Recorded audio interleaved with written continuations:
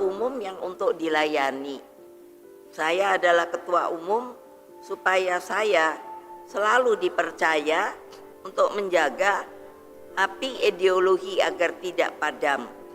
Jadi, jika saudara-saudara memberikan saya mandat, tolonglah, janjilah pada diri kalian sendiri, selalu jalankan instruksi saya dengan penuh kesetiaan.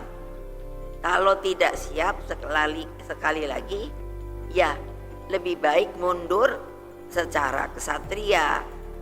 Jangan jadikan partai ini sebagai tempat berlindung dari kesalahan atau arena terus-menerus mencari kekuasaan pribadi dan kekayaan pribadi.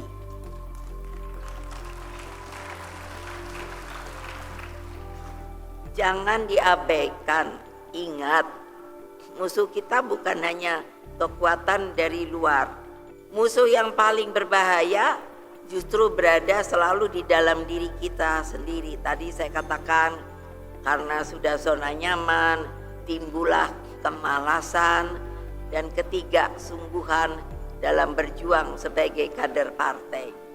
Kita harus memastikan bahwa struktur partai tidak sekadar menjadi papan nama, tetapi hidup, hadir, dan bekerja nyata di tengah-tengah rakyat.